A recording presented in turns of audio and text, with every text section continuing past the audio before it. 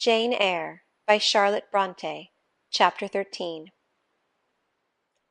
Mr. Rochester, it seems, by the surgeon's orders, went to bed early that night, nor did he rise soon next morning.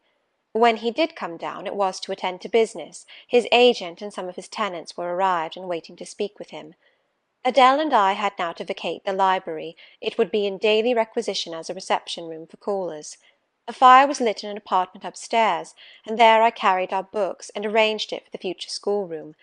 I discerned in the course of the morning that Thornfield Hall was a changed place.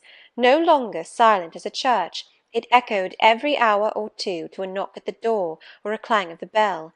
Steps, too, often traversed the hall, and new voices spoke in different keys below. A rill from the outer world was flowing through it. It had a master.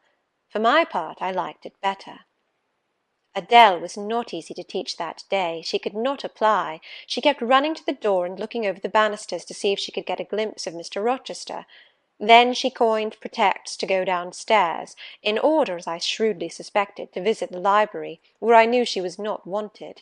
Then, when I got a little angry, and made her sit still, she continued to talk incessantly of her ami, Monsieur Edward Fairfax de Rochester, as she dubbed him. I had not before heard his praenomens, and to conjecture what presents he had brought her, for it appears he had intimated the night before, that when his luggage came from Millcote, there would be found amongst it a little box in whose contents she had an interest. Et cela doit signifier, said she, qu'il y aura là-dedans un cadeau pour moi, et peut-être pour vous aussi, mademoiselle. Monsieur a parlé de vous, il m'a demandé le nom de ma gouvernante, et si elle n'était pas une petite personne, assez mince, et un peu pâle. J'ai dit que oui, car c'est vrai, n'est-ce pas, mademoiselle? I and my pupil dined as usual in Mrs. Fairfax's parlour. The afternoon was wild and snowy, and we passed it in the schoolroom. At dark I allowed Adèle to put away books and work, and to run downstairs, for, from the comparative silence below, and from the cessation of appeals to the door-bell, I conjectured that Mr. Rochester was now at liberty. Left alone, I walked to the window, but nothing was to be seen thence. Twilight and snowflakes together thickened the air, and hid the very shrubs on the lawn. I let down the curtain, and went back to the fireside. In the clear embers I was tracing a view, not unlike a picture I remembered to have seen of the castle of Heidelberg on the Rhine, when Mrs. Fairfax came in, breaking up by her entrance the fiery mosaic I had been piecing together, and scattering too some heavy unwelcome thoughts that were beginning to throng on my solitude. "Mr. Rochester would be glad if you and your pupil would take tea with him in the drawing-room this evening," said she. "He has been so much engaged all day that he could not ask to see you before." "When is his tea-time?" I inquired. "Oh, at 6 o'clock. He keeps early hours in the country. You had better change your frock now. I will go with you and fasten it. Here is a candle." "Is it necessary to change my frock?" "Yes, you had better. I always dress for the evening when Mr. Rochester is here." This additional ceremony seemed somewhat stately. However, I repaired to my room, and, with Mrs. Fairfax's aid, replaced my black stuff dress by one of black silk, the best and the only additional one I had, except one of light grey, which, in my Lowood notions of the toilet, I thought too fine to be worn, except on first-rate occasions. "You want a brooch," said Mrs. Fairfax. I had a single little pearl ornament which Miss Temple gave me as a parting keepsake. I put it on, and then we went downstairs. Unused as I was to strangers, it was rather a trial to appear thus formally summoned in Mr. Rochester's presence. I let Mrs. Fairfax precede me into the dining-room, and kept in her shade as we crossed that apartment, and passing the arch, whose curtain was now dropped, entered the elegant recess beyond. 2 wax candles stood lighted on the table, and 2 on the mantelpiece. Basking in the light and heat of a superb fire lay Pilot.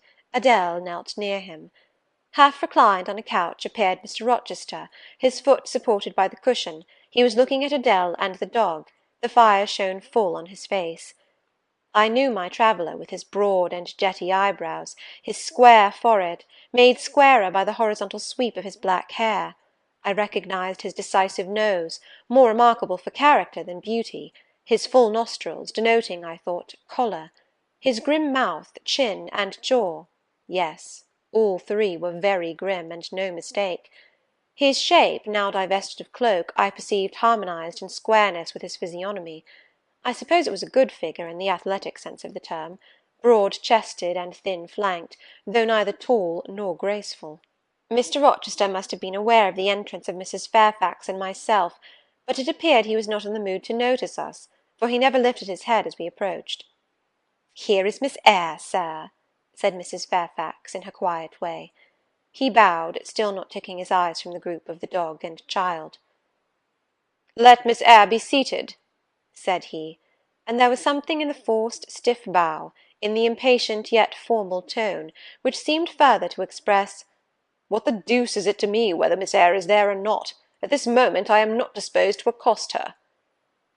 I sat down quite disembarrassed.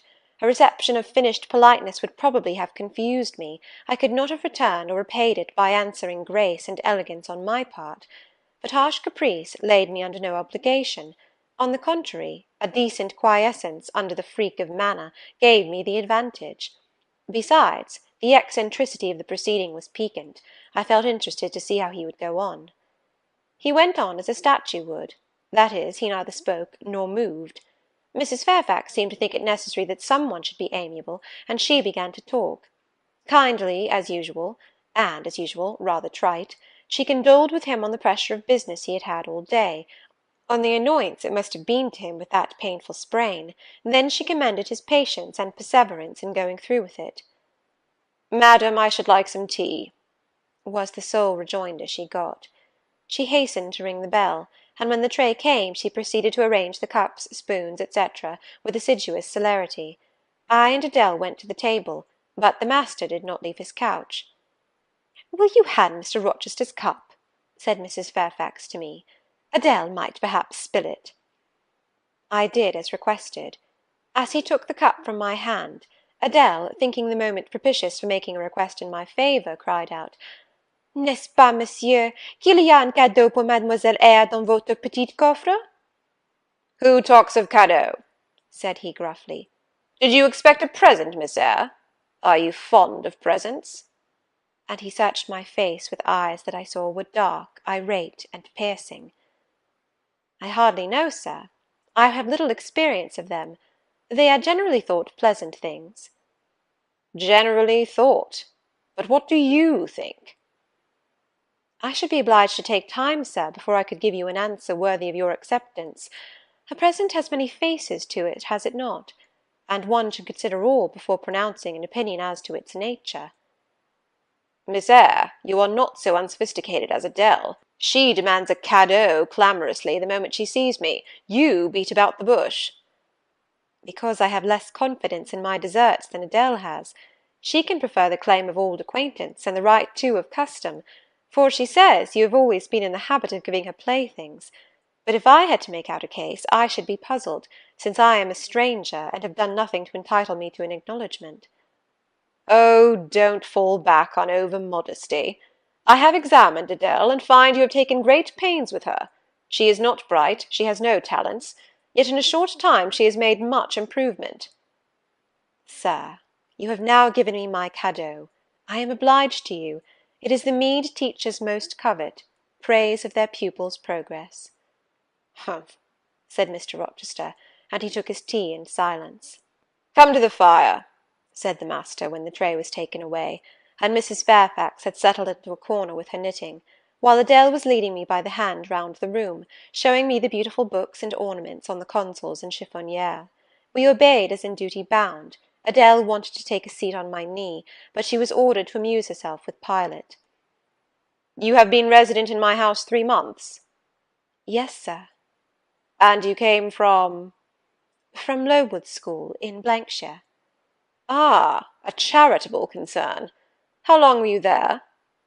8 years. 8 years. You must be tenacious of life. I thought half the time in such a place would have done up any constitution. No wonder you have rather the look of another world. I marvelled where you had got that sort of face. When you came on me in Hay Lane last night, I thought unaccountably of fairy tales, and had half a mind to demand whether you had bewitched my horse. I am not sure yet. Who are your parents?" "I have none." Nor ever had, I suppose. Do you remember them? No. I thought not. And so you were waiting for your people when you sat on that stile? For whom, sir? For the men in green. It was a proper moonlight evening for them. Did I break through one of your rings that you spread that damned ice on the causeway? I shook my head. The men in green all forsook England 100 years ago, said I, speaking as seriously as he had done, and not even in Hay Lane, or the fields about it, could you find a trace of them. I don't think either summer or harvest, or winter moon will ever shine on their revels more. Mrs. Fairfax had dropped her knitting, and with raised eyebrows seemed wondering what sort of talk this was. Well, resumed Mr. Rochester, if you disown parents, you must have some sort of kinsfolk, uncles and aunts? No, none that I ever saw. And your home? I have none. Where do your brothers and sisters live? I have no brothers or sisters. Who recommended you to come here? I advertised, and Mrs. Fairfax answered my advertisement. Yes, said the good lady, who now knew what ground we were upon, and I am daily thankful for the choice Providence led me to make. Miss Eyre has been an invaluable companion to me, and a kind and careful teacher to Adèle. Don't trouble yourself to give her a character, returned Mr. Rochester. Eulogiums will not bias me. I shall judge for myself. She began by felling my horse. Sir? Said Mrs. Fairfax. I have her to thank for this sprain. The widow looked bewildered. Miss Eyre, have you ever lived in a town? No, sir. Have you seen much society? None but the pupils and teachers of Lowood, and now the inmates of Thornfield. Have you read much? Only such books as came in my way, and they have not been numerous or very learned. You have lived the life of a nun. No doubt you are well drilled in religious forms. Brocklehurst, who I understand directs Lowood, is a parson, is he not? Yes, sir. And you girls probably worshipped him, as a convent full of religieuses would worship their director. Oh, no. You are very cool. No? What? A novice not worship a priest? That sounds blasphemous. I disliked Mr. Brocklehurst, and I was not alone in the feeling. He is a harsh man, at once pompous and meddling. He cut off our hair, and for economy's sake brought us bad needles and thread, with which we could hardly sew. That was very false economy, remarked Mrs. Fairfax, who now again caught the drift of the dialogue. And what was the head and front of his offending? Demanded Mr. Rochester. He starved us when he had the sole superintendence of the provision department, before the committee was appointed, and he bored us with long lectures once a week, and with evening readings from books of his own inditing, about sudden deaths and judgments, which made us afraid to go to bed. What age were you when you went to Lowood? About 10. And you stayed there 8 years? You are now, then, 18? I assented. Arithmetic, you see, is useful. Without its aid, I should hardly have been able to guess your age. It is a point difficult to fix where the features and countenance are so much at variance as in your case. And now what did you learn at Lowood? Can you play? A little. Of course. That is the established answer. Go into the library. I mean, if you please. Excuse my tone of command. I am used to say, do this, and it is done. I cannot alter my customary habits for this one new inmate. Go then into the library, take a candle with you, leave the door open, sit down to the piano, and play a tune. I departed, obeying his directions. Enough, he called out in a few minutes. You play a little, I see, like any other English schoolgirl. Perhaps rather better than some, but not well. I closed the piano and returned. Mr. Rochester continued. Adèle showed me some sketches this morning, which she said were yours. I don't know whether they were entirely of your doing. Probably a master aided you. No, indeed, I interjected. Ah, that pricks pride. Well, fetch me your portfolio if you can vouch for its contents being original, but don't pass your word unless you are certain. I can recognize patchwork. Then I shall say nothing, and you shall judge for yourself, sir. I brought the portfolio from the library. Approach the table. said he, and I wheeled it to his couch. Adèle and Mrs. Fairfax drew near to see the pictures. "No crowding," said Mr. Rochester. "Take the drawings from my hand as I finish with them, but don't push your faces up to mine." He deliberately scrutinized each sketch and painting. 3 he laid aside, the others, when he examined them, he swept from him. "Take them off to the other table, Mrs. Fairfax," said he, "and look at them with Adèle. You," glancing at me, "resume your seat and answer my questions. I perceive those pictures were done by one hand. Was that hand yours?" "Yes." "And when did you find time to do them? They have taken much time and some thought." "I did them in the last 2 vacations I spent at Lowood, when I had no other occupation." "Where did you get your copies?" "Out of my head." "That head I see now on your shoulders?" "Yes, sir." "Has it other furniture of the same kind within?" "I should think it may have. I should hope, better." He spread the pictures before him, and again surveyed them alternately. While he is so occupied, I will tell you, reader, what they are, and first I must premise that they are nothing wonderful. The subjects had indeed risen vividly on my mind. As I saw them with the spiritual eye before I attempted to embody them, they were striking, but my hand would not second my fancy, and in each case it had wrought out but a pale portrait of the thing I had conceived. These pictures were in water-colours. The first represented clouds, low and livid, rolling over a swollen sea. All the distance was in eclipse. So, too, was the foreground, or rather the nearest billows, for there was no land. One gleam of light lifted into relief a half-submerged mast, on which sat a cormorant, dark and large, with wings flecked with foam. Its beak held a gold bracelet set with gems, that I had touched with as brilliant tints as my palette could yield, and as glittering distinctness as my pencil could impart. Sinking below the bird and mast, a drowned corpse glanced through the green water. A fair arm was the only limb clearly visible, whence the bracelet had been washed or torn. The second picture contained for foreground only the dim peak of a hill, with grass and some leaves slanting as if by a breeze. Beyond and above spread an expanse of sky, dark blue as at twilight.